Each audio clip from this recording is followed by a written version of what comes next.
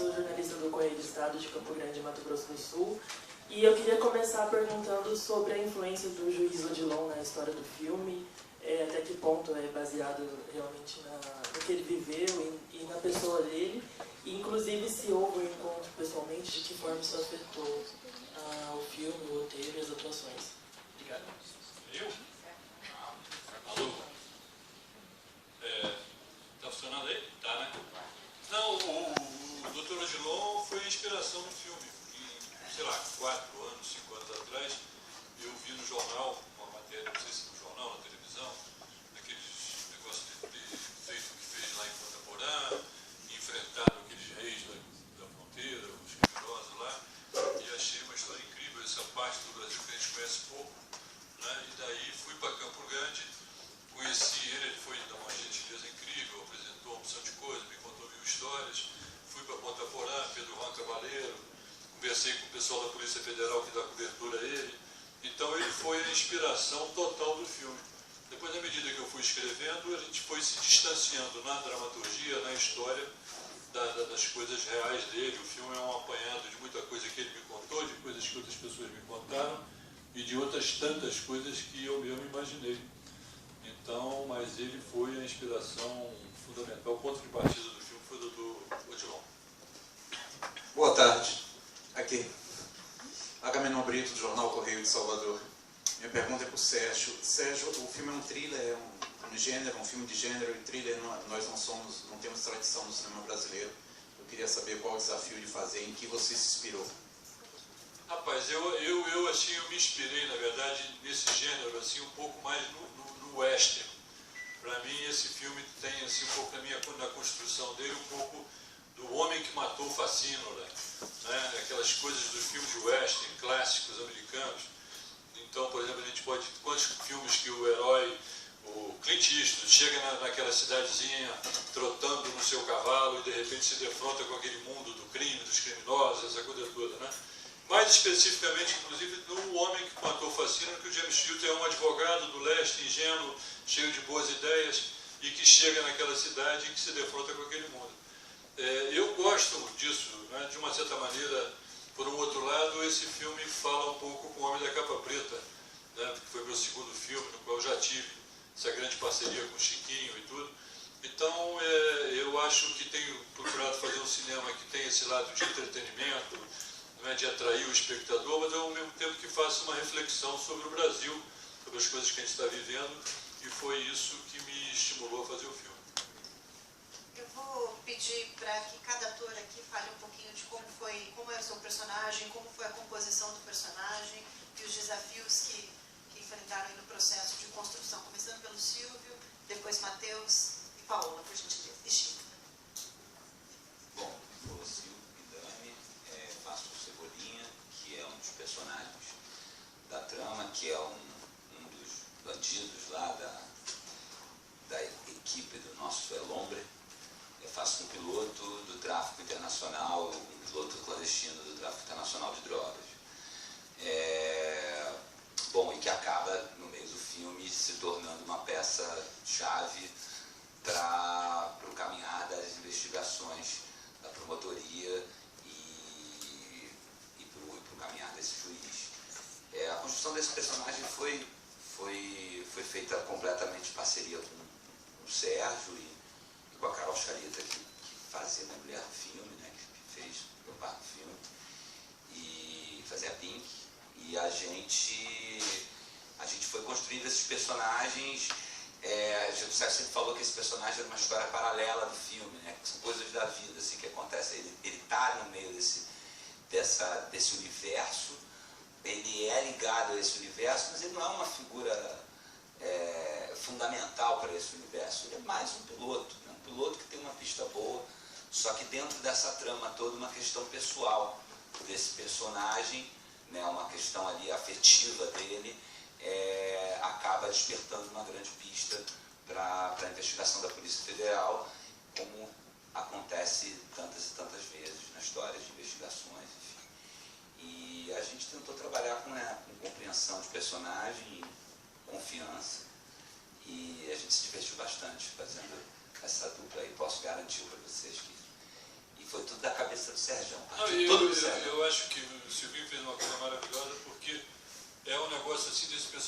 sonhador. Né? Esse cara é um cara sonhador. Ele está no crime, mas ele sonha. Ele foi casar com a Miss Fronteira. Né? Aquele cara que está sonhando com aquele de comprar um avião, de ir a Miami. Né? É um ingênuo assim, no filme. É um cara que não é uma mente criminosa que está interessado, mas é um cara que voa. Né? E eu acho que o Silvinho pegou essa onda hiper bacana e deu essa luz assim ao filme. A primeira coisa que o Sérgio falou quando ele me chamou para fazer o filme, nossa, a primeira reunião, ele falou assim, esse cara ele é avoado, ele voa, ele tá ali, mas ele está nas nuvens, ele sonha, ele é um sonhador.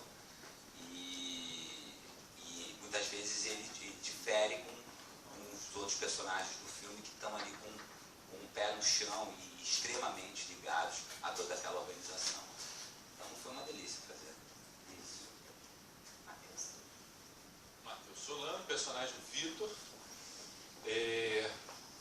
que foi um barato também feito muito em parceria, acho que todos, né, os personagens, a gente teve muitas leituras na casa do Sérgio e da Marisa e sempre direcionando e sempre com, enfim, tudo que o Sérgio já tinha pensado, mas uma dose de liberdade.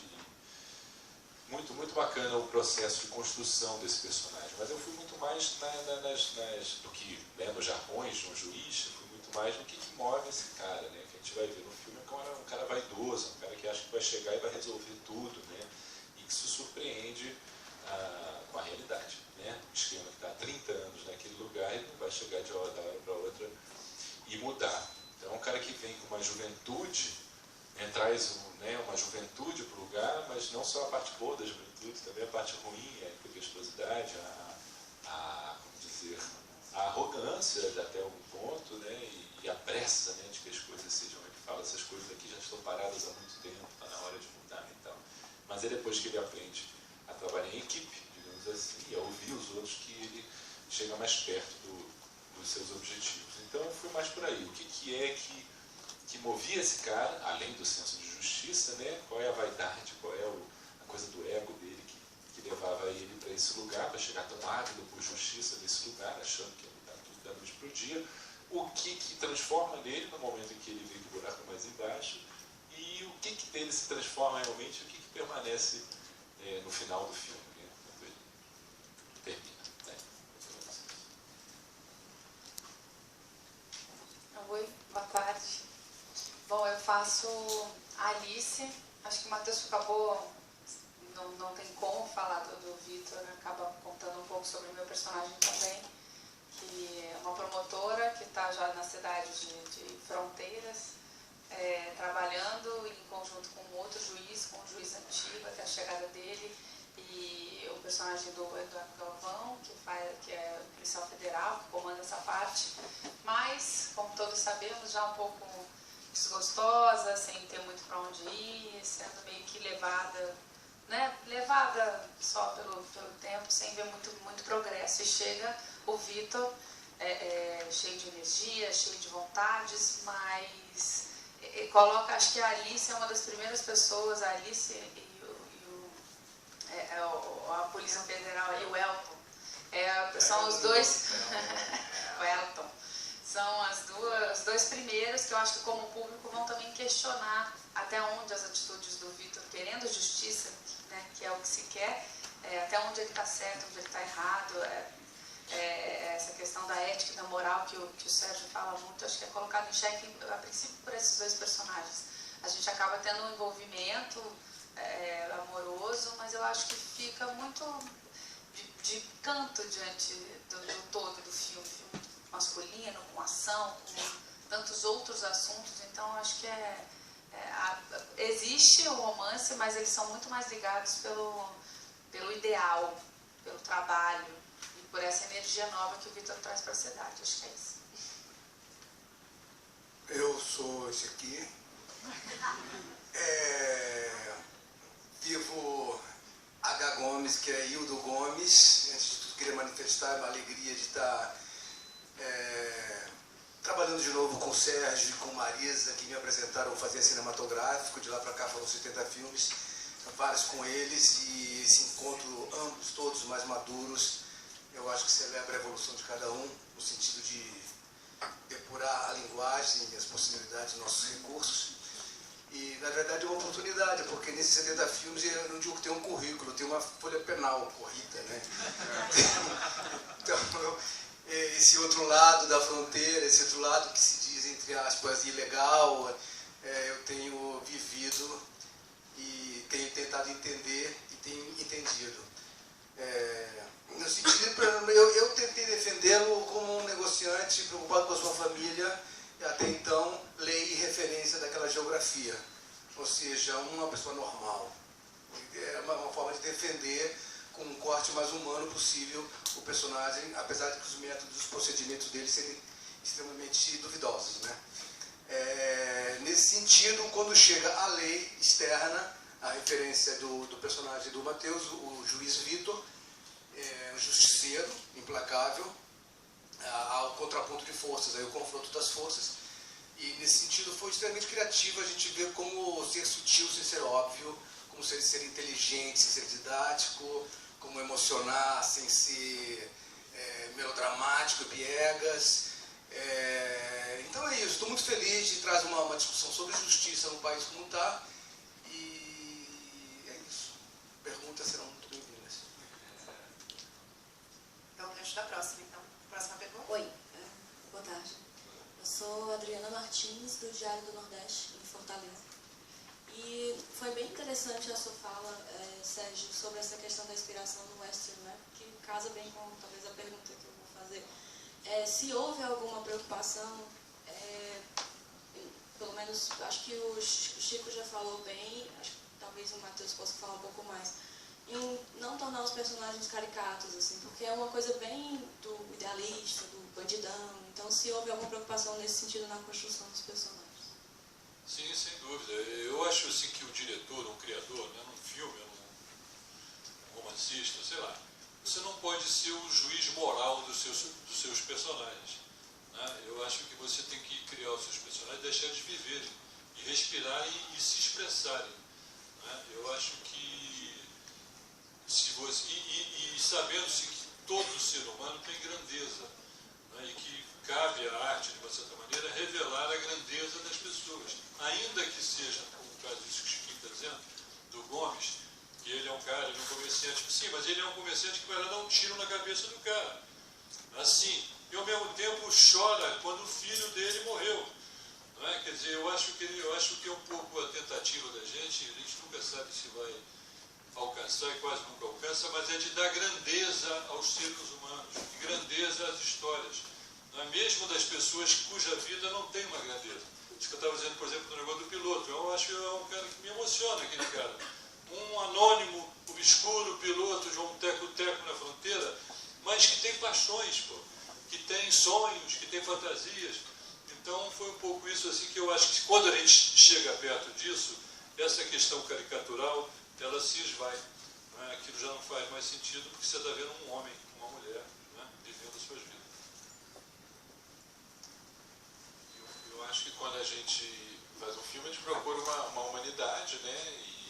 E o Sérgio, como diretor, o tempo todo, e fugir da coisa maniqueísta, né? E arquétipa e tal, até porque a gente fala justamente de como esses personagens, né, tão definidos, um de um lado e outro do outro, ultrapassam muitas vezes essa fronteira que os divide em nome de justiça, no caso do Vitor, e em nome da justiça própria do Gomes, né? Não da sua. Boa tarde. Reinaldo, do Portal IG. Minha pergunta é para o Matheus e para o Sérgio. O Chico chegou a tocar no assunto. O judiciário brasileiro vive um momento que está sob microscópio. Então, eu acho que esse filme ele vem nesse momento explosivo, né? Tudo mais. Eu queria saber de vocês dois, principalmente na atuação do juiz Vitor, um juiz voluntarioso, né? Enérgico, que dentro da construção do filme fica claro que enfia os pés pelas mãos de vez em quando. Que você fizesse uma avaliação, Matheus, da atuação do seu personagem, se você acha que esse tipo de coisa pode repercutir, o filme pode repercutir o seu personagem de alguma maneira, na forma como as coisas estão sendo percebidas no Brasil hoje. E também do Sérgio, sobre você sempre teve um cinema assim, pouco politizado, né, tudo mais. Como você acha que esse filme se encaixa dentro da sua filmografia? Essa coisa de, isso que eu falei antes, assim, eu fico fazendo filmes, tenho feito filmes com um olhar sobre o Brasil. Mas essas coisas, às vezes, as pessoas pegam muito na superfície, né? Quando eu fiz o Lamarck, quando eu fiz o Capa Preta, eu era cineasta de direita, porque o Tenório era um cara de direita, logo eu era um cineasta de direita por ter feito um filme sobre o Tenório. Depois, quando eu fiz o Lamarck, eu era um esquerdista, porque eu fiz um filme, é um diretor comunista do filme do Lamarck, que é um comunista. Quando depois eu fiz o Mauá, não, esse é o diretor capitalista. É o diretor capitalista, que está fazendo filme sobre coisa e tal. O Zuzu virei de novo comunista. No Salve Geral, que foi o meu último filme, eu era o diretor bandido. Eu era pago pelo Marcola para fazer finela, para dizer não sei o quê. Então a gente vai vivendo com essas coisas, né? Eu acho que esse negócio da oportunidade assim, do filme, que não é um filme oportunista, porque como eu disse, a gente começou a fazer isso em 2012, mas eu acho que ele é oportuno, porque essa questão da justiça está no coração de todos nós, não é nem mais nos jornais, isso está na mentes e corações da população brasileira. Não é? Eu acho que o filme tem um pouco essa pergunta: qual é o preço da justiça? Qual é o preço da justiça? Isso é um negócio que todo mundo, mas a justiça não deve fazer isso, porque aí vai ser um negócio aqui, porque aí isso é um preço caro demais. Não é? E tem a outra questão, a lei ou a justiça? Porque, aparentemente, lei e justiça deveriam caminhar juntas. Mas acontece que nem sempre é isso. Não é? Frequentemente, para o sujeito que, através da lei, um criminoso condenado, através da lei, fica 20 anos sem ir para a cadeia. Agora o Supremo mudou isso. Mas era com a lei que a justiça não era feita. Não é? Então, eu acho que essas questões todas estão muito vivas na sociedade brasileira e eu acho que o filme vai poder participar. Não é? Botar mais uma pitadinha nessa discussão. Eu tenho brincado com o pessoal que eu acho que o brasileiro, as duas grandes paixões brasileiras assim, é rir e discutir. Né? Você vai num barzinho de noite, ou uma mesa está rindo e na outra mesa está discutindo. Eu acho que o cinema brasileiro tem sido muito forte com as comédias, que é o lado do riso. Eu acho que esse filme talvez possa ser, eu gostaria que fosse desejo, que sonho, fantasia, que seja assunto de discussões, pô. Entendeu? Eu acho que o filme não traz verdades, mas eu acho que ele abre a possibilidade de conversas. É isso aí. Concordo, é o carona do que o Sérgio falou. Eu acho que o filme realmente suscita reflexão e não pega em nenhum momento um lado, né? Porque a gente está vivendo um momento polarizado, né? Em nenhum momento ele vai para um lado ou para o outro. Ele realmente suscita essas questões. Eu, particularmente, desde que nasci, eu ouço falar de muita corrupção, de roubalheira, de como o governo é ruim, desde que eu nasci. Né? E agora, fazendo novela de época, estudando Brasil Colônia, está lá, gente. Está lá em 1500. Está no berço, está entranhado. Então, por isso eu acho importante, mais importante do que o filme escolher um lado, porque eu acho que não é o papel da arte, isso também, tem sempre, é que ele suscita realmente uma discussão em cima dele. Lei, justiça, o que é justo, qual o preço, porque realmente, muitas vezes, essa fronteira entre o que é justo e o que é injusto é ultrapassada. E isso acontece porque realmente está tudo muito misturado. Né? E nós, né, quantas corrupções nós cometemos até chegar aqui hoje, né? Quantas filas a gente furou, quantas coisas a gente deixou de fazer e tal. Então, está realmente entranhado na gente. Eu acho importante sempre, no Brasil e no mundo, que a gente vive, falar de justiça. Queria, antes da próxima pergunta, Marisa, que você falasse um pouquinho de como foi produzir o filme, de filmar em Dourados, e desse um pouco para a gente uma visão de quais as dificuldades e quais os desafios na produção do Em Nome da Lei. Bom, eu comecei minha vida profissional com o Sérgio, produzindo filmes juntos, passamos um tempo sem trabalharmos juntos, até que o Sérgio teve essa ideia de fazer o Em Nome da Lei. Eu não me engano, eu sou experiente, que isso era uma encrenca enorme, fazer um filme grande, numa região que demanda aviões, não um, mas dois, acomodação para esse elenco imenso, equipe, etc. Mas eu tenho o DNA do filme grande, né? Não por acaso fizemos Canudos, que eu acho que foi a maior produção que nós fizemos juntos. Eu tenho um interesse nisso, me apaixona isso. E filmar em Dourados foi uma circunstância de inteligência vinda do Sérgio, que percebeu que era uma cidade onde nós podíamos fazer 100% do filme. E onde a distância, muitas vezes, do hotel para a locação, era só descer a escada do hotel e a gente já estava na locação. Filmar nos grandes centros, hoje Rio e São Paulo, em que você fica uma hora e meia, para a equipe chegar num lugar, o elenco chegar no outro, é um inferno de Dante. Então, filmar fora desses grandes centros permite com que você, as suas 12 horas de trabalho sejam de fato 12 horas de trabalho. Não seja 1h30 para ir, 1h30 para voltar.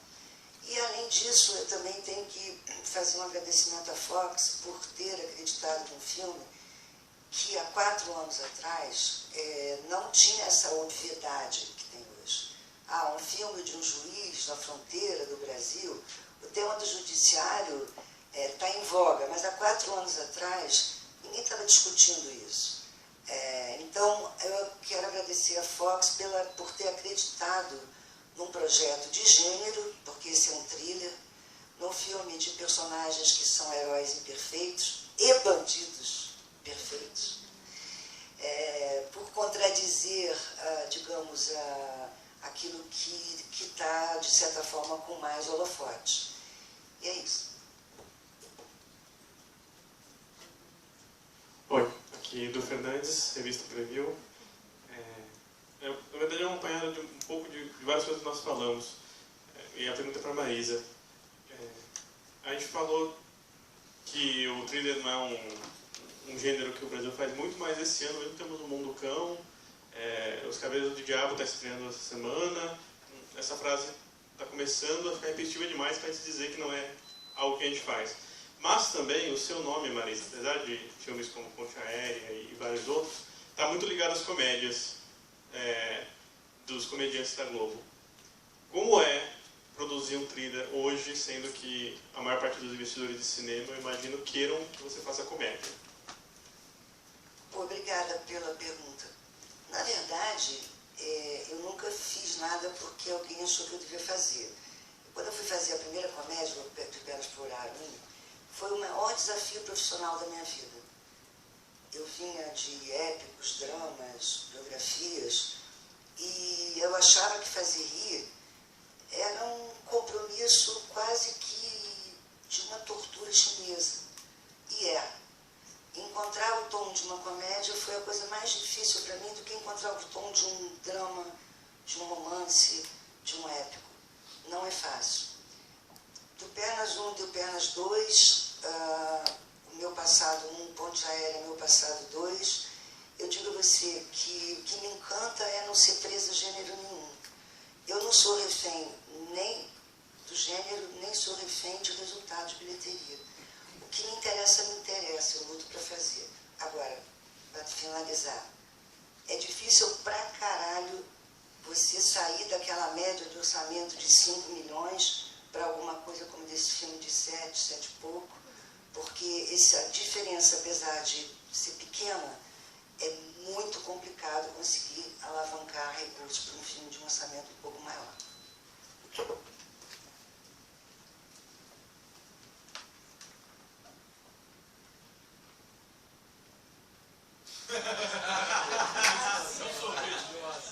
Nátia, Cine Vitor.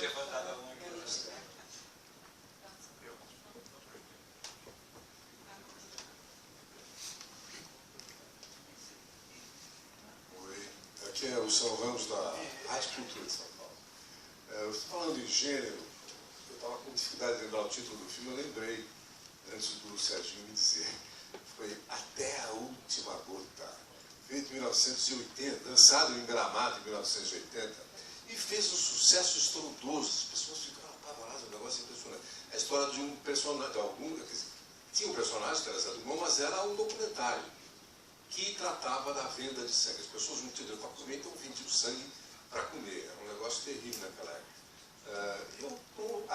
A pergunta é, se vocês têm ideia, vocês estão esqueceram totalmente o documentário ou ainda estão a fim de trabalhar nesse gênero?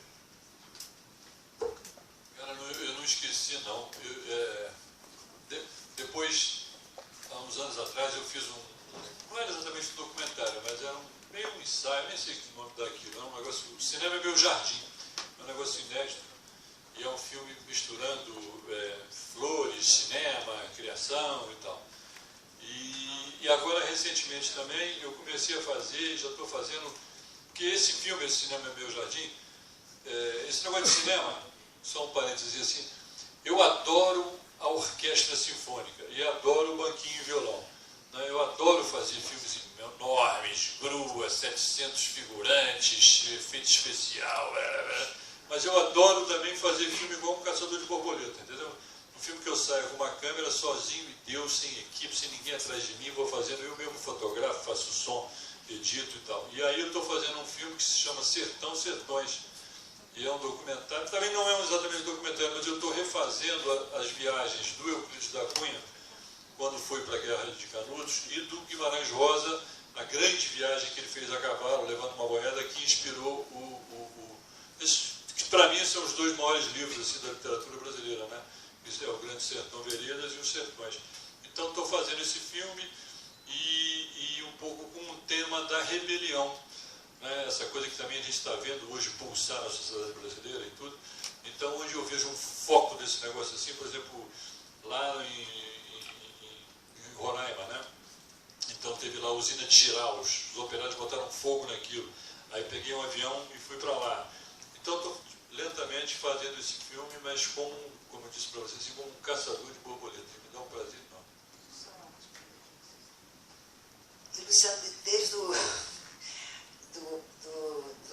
até a última gota agora, eu me encantei por um documentário, um projeto documentário da Helena Souber, que se chama Meu Corpo, Minha Vida, que nós vamos fazer um documentário sobre a questão do aborto no Brasil. É um tema que, como mulher, eu acho inacreditável que o Brasil tenha tido provavelmente 3 candidatas mulheres à presidência, né? A Luiza Helena, a Marina e a Dilma.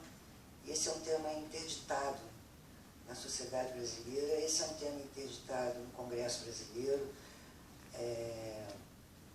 Então é o seguinte, se é para fazer documentário, que é um gênero, que eu não sou expert, sou medíocre, tem que botar para quebrar com um tema e com uma diretora genial, que é a Helena Souber.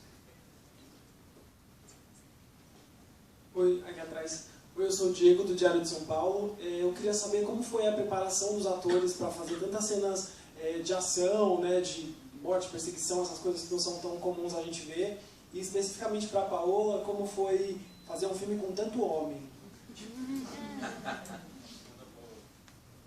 Os homens sendo desse nível aqui é uma maravilha, fácil, muito fácil. É realmente um filme masculino, né, com muita ação e tudo, já se falou bastante do gênero aqui. Eu, na verdade, meu personagem está fora dessa questão da ação. O dela é muito centralizado ali no fórum e com as duas peças-chave do trabalho da Alice, da promotora, que é o juiz e o agente do federal. Então eu estou fora disso. Quando eu assistir o filme vai estar uma surpresa para... Exatamente. A quase morre. Acho que é maior... Eu vou um susto com aquele tiro. Tomei um susto mesmo, gente. Eu não imaginava que o aparato era tão grande, de repente explode um negócio aqui em mim. Tomei um susto, mas acho que ali foi a minha maior parte de ação e foi muito legal fazer. Mas o mais legal foi ver depois pronto o que a nossa parte, que parecia tranquilo, que estava dentro de uma outra energia, né, dentro de um outro contexto, se juntou com essa segunda parte do filme e de ação e pôde contar uma história tão completa. Essa era para mim e depois era a preparação, né? Poxa, a grande parte da preparação acho que vem tudo que o Sérgio falou aqui, do que ele queria contar, de como ele queria passar a informação, para você não virar personagens maniqueístas ou do bem ou do mal, acho que não existe isso nem de longe. Então, parte da criação acho que veio dessas conversas, das nossas conversas, do que o Sérgio propunha, dos documentários que a gente assistiu, muitas vezes incentivado por ele, que a gente assistiu Me Ajuda nos Nomes. Cocaine Cowboy, que foi incrível, Blow, várias coisas nesse sentido para a gente entender o contexto todo.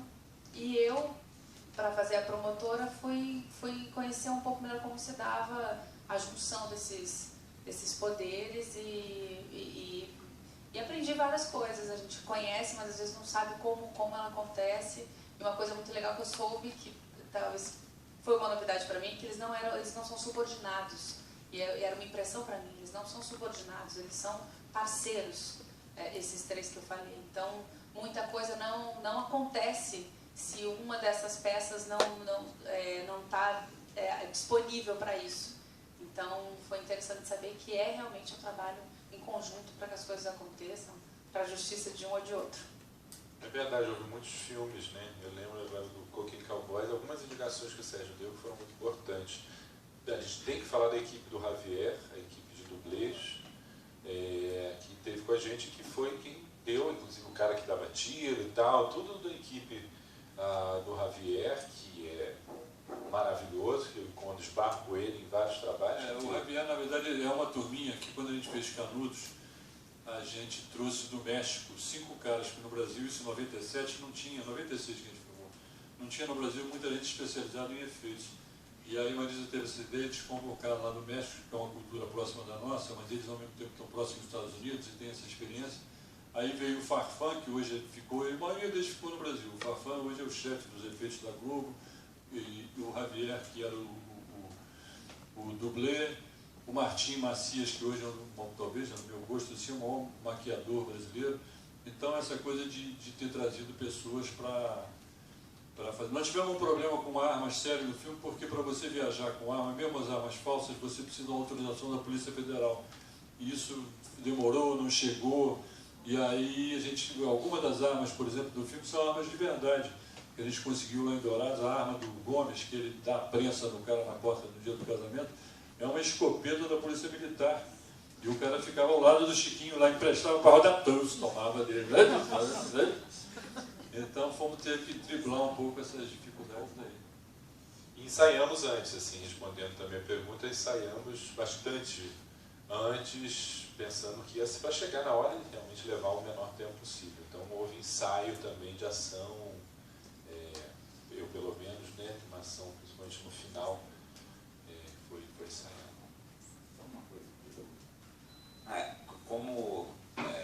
Para construir os personagens, a gente foi na referência humana dos personagens que o Sérgio passou pra gente.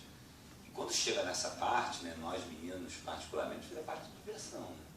Que aí é tipo o sonho de pôr dourado de qualquer...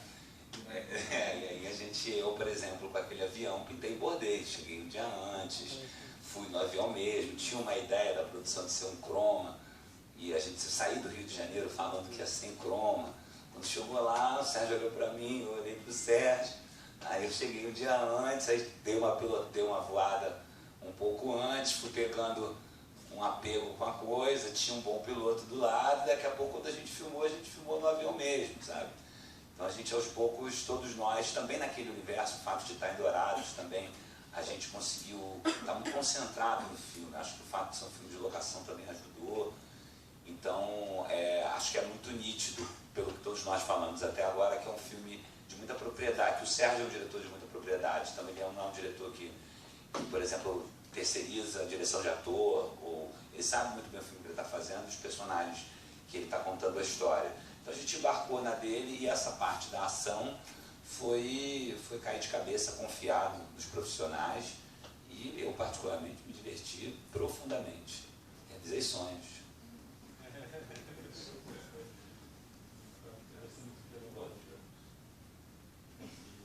Eu até hoje não me acostumei a relaxar com cena de tiro. Eu durmo e penso que alguém vai botar uma bala de verdade, eu vou acordar, morreu, prosseguir. Acidentes acontecem, né? Cenas de capotagem, eu, por exemplo, nem vou no set, porque eu acho que vai dar tudo errado. Isso não, eu sou a pior produtora do mundo para cena. Agora o Chiquinho vai contar para vocês como é que ele se preparou para fazer El Hombre. Porque outro dia eu contei isso e ele ficou... A gente ficava todo mundo no mesmo hotel, né? Aí ficava aquela coisa, o Chiquinho está no hotel ou será que o Chiquinho está na rua? Aí alguém ia escalado para passar pelo corredor, passava em frente ao quarto dele. E frequentemente a pessoa fazia assim, Chiquinho está em casa. ele vai explicar o que é esse que não era rom. Não, primeiro... Alô, tá me ouvindo? Tá. Não, primeiro é bom saber que as pessoas queriam saber se eu estava. Se eu não estava. Para nós atores é sempre importante saber que alguém está preocupado com a gente. Mas na verdade, assim, na hora de fazer o Gomes exigia uma densidade, um peso e um tamanho que eu acho que eu não tenho. Eu sou mínimo, eu sou pequeno. Eu teria que ganhar densidade, eu tinha que ganhar peso, eu tinha que ganhar força. E aí eu comecei, cada vez mais eu sou convencido que a voz é tudo, né? É a comunicação mais inconsciente, acho que é mais forte, inclusive, que o visual, que a imagem. Se você quer saber se uma cena está de verdade, um sentimento, é melhor escutá-la do que vê-la. Porque a imagem um pouco ela ilude, né? A iluminação. Mas então eu me propus, chamei a Rose Gonçalves, que é uma das mais importantes fonoaudiólogas do Rio, que trabalha com a psicologia do personagem também, e comecei a trabalhar voz, para ter uma voz cavernosa lá embaixo. E eles escutavam exatamente o meu aquecimento, minha preparação diária. E para ganhar peso no movimento também, eu inventei essa coisa que eu vou fazer com o cavalo, que é botar peso nas canelas. Ou seja, eu botei 3 kg em cada perna, que aí o bicho não crescia de tamanho, infelizmente. O Matheus tem que estar ao lado do Matheus, que ele é enorme. Então eu botei caneleiras de 3 kg cada perna para fazer cenas, então era uma coisa de fazer um esforço. Mas tudo isso era segredo, eu estou contando um pouco sério aqui. São pequenos detalhes de composição de personagem, mas acho que acabou imprimindo sim o esforço no movimento, na voz, e ganhou um certo peso pelo personagem. Boa tarde, João Nunes, Correio Popular de Campinas. Pergunto para o Silvio. É muito difícil fazer uma cena como aquela que eu despejo do seu personagem. Porque você não tem uma ação, mas você sugere algo que vai acontecer. O espectador até pode imaginar o que é, mas não sabe o que é. E para mim, juntando a sua interpretação, mais a belíssima fotografia e a trilha, é a melhor cena do filme. Eu queria que você falasse sobre ela. Antes de tudo, obrigado pela sua consideração, pela pergunta. Bom, você um pouco falou sobre o que é a cena, né? É uma pessoa que já entendeu que a partir dali o jogo acabou, né? A gente, quando conversou muito dessa cena, a gente sempre pensou porque é uma cena difícil, que se você passar do ponto, ela pode cair no melodramático, ou ela pode evidenciar uma coisa que vai acontecer, ela pode, né? E eu acho que a minha preocupação ali naquele momento cada vez mais eu acredito que a construção de qualquer personagem ela é sensorial, assim, ela é o que me move, é a compreensão dele e a sensibilidade, assim. Essa cena, por exemplo, é uma cena que a energia, o clima que estava naquele set, naquele momento, né, ele era a cena. Essa cena tem cheiro, essa cena tem cor, essa cena tem uma coisa muito forte, assim. O que eu mais me preocupei em fazer foi, a gente conversou muito sobre essa cena, Sérgio, eu e Carol,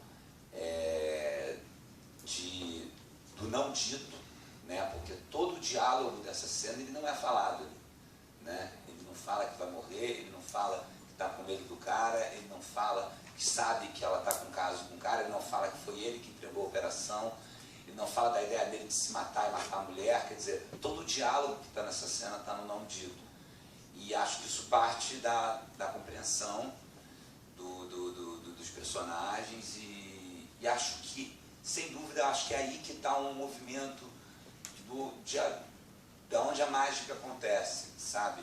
Eu acho que o cinema é tão industrial nesse sentido de que é tanta gente, tanta parafernália, refletor, tanta coisa que envolve para você poder fazer ali, ficar 1 hora fazendo uma cena, que quando a gente consegue, num set, né, com o diretor e com os colegas, chegar num momento de todos estarem íntimo, né, de todos estarem podendo exercitar a sensibilidade para contar a história daquelas personagens, aí é lindo, né, porque aí você fala, pô, estamos fazendo, sei lá, será que isso é arte? Mas pode ser, né? Mas acho que é nesse momento, assim. Eu queria falar também que esse filme, esse personagem inteiro, que ele tá dentro da fronteira, mas ele é paralelo à fronteira. Eu fiz esse filme inteiro, de cabo a rabo, ouvindo um guitarrista inglês chamado Bill Frisell. E é o primeiro disco dele, que era um disco que me lembrava muito um disco de 98, assim. Um disco que me lembrava muito aquela imagem da fronteira, porque a gente filmou muito, eu filmei muito nos aeroportos clandestinos, nasquelas pistas, assim. E me lembrava muito aquela fronteira, Ponta Porã, aquela cidade, Dourados e tal. Então acho que é uma relação muito com a sensibilidade e com a confiança, né? Com o Sergião e com a Carol, se foi. E aí só uma curiosidadezinha, porque aquela casa, né? Aquela casa não existe, né? Aí é um negócio de elogia a Fabi, que foi a nossa diretora de arte, porque aquela varanda, a gente queria que aquela cena tivesse o pôr do sol, estava no roteiro já que ele estava diante do pôr do sol.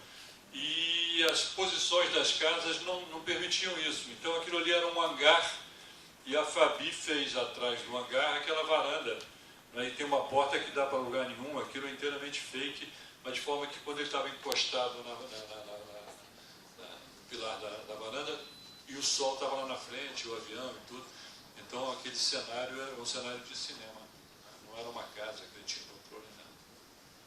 Foi um conjunto de coisas.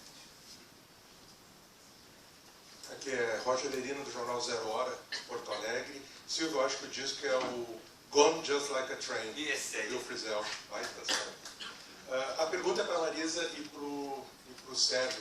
O final do filme acena, pelo menos, com uma possibilidade de talvez uma continuação, né? Minha pergunta vai nesse sentido. Há um plano de fazer alguma continuação cinematográfica ou mesmo em termos de seriado, porque eu acho que o filme tem uma pegada que também deve funcionar em televisão e seriado. Vocês têm isso planejado?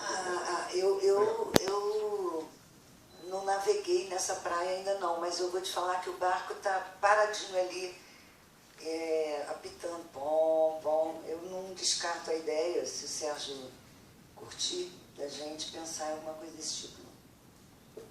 Cara, eu acho que é muito cedo para pensar nisso, porque primeiro é preciso lançar, é preciso que dê certo. Pode ser que não vá ninguém ao cinema quinta-feira, e aí o Galinho vai querer enterrar esse negócio para sempre. Então é esperar. A gente tinha até, eu tinha pensado num negócio que, assim, meio, depois até tiramos do filme, mas tinha uma cena em que o personagem do Chiquinho, quando ele, no final do filme, em que ele decidiu ir embora, mandar a família embora e ele ficar, ele também um pouco como Cebolinha, ele ia ficar para morrer. E aí a gente filmou uma cena em que ele passava para ela a pistola dele. Ele dava para a menina a pistola, um pouco assim, passando o cetro, eu vou morrer e a fronteira será sua um dia. Aí depois eu achei que não era isso, eu tirei essa cena do filme, mas é uma possibilidade da filha. Está filmada a cena. Oi? Está filmada a cena. Essa cena está filmada. Pode estar no primeiro. Pode ser o prólogo do Em Nome da Lei 2. As Aventuras de Vitor. Agora em Brasília. Boa tarde, aqui Alex do Jornal Agora São Paulo. Minha pergunta é para o Matheus e a Paola. Grande parte do público deve ter aí na memória afetiva os irmãos que vocês interpretaram na novela, e agora tem esse reencontro de vocês em cena, numa pegada completamente diferente no cinema, né? E com essa tensão, essa química que vocês construíram também para esses dois personagens. Então eu queria saber como foi esse reencontro de vocês com essa nova proposta de trabalho. Reencontro é uma coisa rara, né? E preciosa, porque ator gosta de olhar no olho, né? E de contracenar. Então, quanto mais a gente se conhece, eu acho que é melhor, né? Então, foi muito bacana.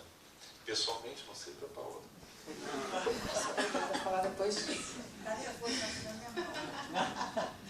Não, é sempre muito bom. Acho que ele falou tudo. Você reencontrar alguém é sempre bom, porque de alguma maneira você já conhece. Faz trabalho com essa pessoa e reencontrar alguém com quem você tem prazer em trabalhar, como o Matheus, foi ótimo. Foi realmente uma parceria muito legal lá atrás, num outro esquema, né? Novela, muito texto, todo dia, história contada de uma outra maneira.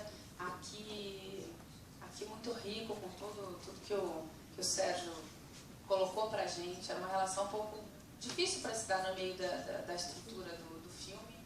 E ele sempre muito aberto, deixando a gente falar, deixando a gente fluir com essa história paralela da melhor maneira possível. Acho que foi coroar o nosso reencontro. Vamos agora para a última pergunta.